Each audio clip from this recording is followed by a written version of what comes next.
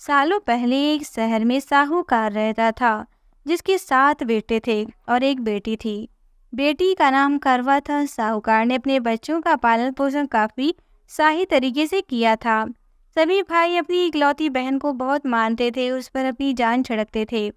उन्होंने उसकी शादी एक अमीर साहूकार के साथ एकदम सही तरीके से की। एक दिन करवा ससुराल से अपने मायके आई। सभी भाइयों ने इसका जोरदार स्वागत किया। उन्होंने पहले अपनी बहन को खाना खिलाया, फिर खुद खाया। इसके बाद सभी एक साथ बैठकर बचपन की यादें साझा करने लगे। इसी तरह कुछ दिन बीतते चले गए। एक दिन शाम को जब करवा के सातों भाई अपने काम से घर लौटे तो उन्होंने देखा कि उनकी बहन काफी उदास होकर बैठी थी। अपनी बहन करवा को उदास देखकर सभी भाई चिंतित हो गए। वो तुरंत उसके पास गए और उदासी का कारण पूछने लगे।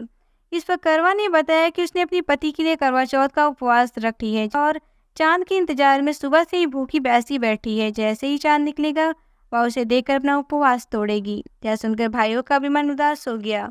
वो सभी करवा के इस कष्ट को नहीं देख पाए, खासकर उसका सबसे छोटा भाई, जिसे करवा से सबसे अधिक स्नेह था। बहन को भूखा प्यासा देखकर सभी भाई कुछ ऐसा उपाय सोचने लगे जिससे वो अपनी बहन का कष्ट दूर कर सके। तभी उन्हें एक तरकीब सूझी।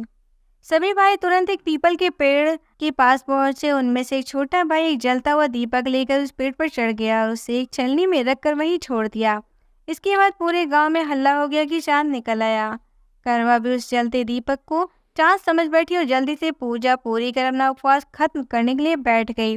जैसे उसने खाने का पहला निवाला उठाया, उसकी नज़र भोजन में पड़े बाल पर पड़ी। उसने तुरंत उस निवाले को अपने प्लेट से निकालकर दूसरी तरफ रख दिया। इसके बाद उसने दूसरा निवाला अपने मुंह में डाला। तभी उसके दांतों में एक कंकड़ आ फंसा। उसने झटपट उस निवाले को भी प्लेट से हटा दिया। इसके बाद उसने तीसरा निवाला अपने मुंह में रखा कि तभी उसे एक बुरी खबर मिली। करवा को पता चला कि उसके पति की मृत्यु हो गई है। यह सुनते ही करवा पूरी तरह से टूट गई और जोर जोर से रोने लगी। कुछ समय बीतने के बाद उसे अपने पति की मृत्यु की सच्चाई का पता चला। उसे जानकारी मिली कि उसके भाइयों के कारण उसने दीपक को चांद समझ लिया था और अपना उपवास खत्म किया था। इस वजह से देवता नाराज हो गए और उसके पति को मृत्यु दंड की सजा सुनाई। सच्चाई का पता चलने के बाद करवा ने अपने पति का अंतिम संस्कार नहीं करने का प्रण लिया। देखते ही देखते 1 साल बीत गए। करवा अपने पति के मृत शरीर के पास ही बैठी रही। वह रोजाना अपने पति के शव को साफ करती और वहां उगने वाली घासों को भी हटाती रहती। 1 साल के बाद फिर से करवा चौथ का पर्व आया। हमेशा की तरह सभी महिलाएं इस व्रत को करने के लिए साथ जुटी। इसमें उसकी सातों भाभियां भी थीं। शाम के समय पूजा समाप्त करने के बाद जब करवा की सभी भाभी उसके पास पहुंची तो उन्होंने करवा को आशीर्वाद मांगने को कहा।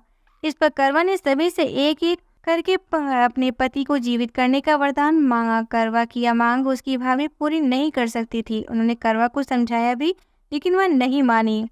फिर उसकी एक भाभी ने बताया कि उसके छोटे भाई की वजह से ये सब हुआ है, तो उसकी छोटी भाभी ही इस स्थिति को ठीक कर सकती है। यह सुनकर वो अपनी छोटी भाभी के पास गए और उन्हें पैर पकड़कर अपने पति को जीवित करने का आशीर्वाद मांगने लगी। पहले तो उसकी छोटी भाभी ने बहुत टाला, लेकिन अंत में उसकी छोटी भाभी ने अपनी तर्जनी उंगली को काटकर उसमें से अमृत की एक बूंद करवा के मृत पति के ऊपर डाल दी। जैसे ही अमृत की बूंद उसके ऊपर गिरी वह चिंता हो गया और जय श्री गणेश की नारे लगाने पड़े। इस घटना के बाद से ऐसी मान्यता है कि करवा चौथ का व्रत करने से गौरी शंकर खुश होते हैं और महिलाओं को सुहाग की रक्षा का वरदान देते हैं।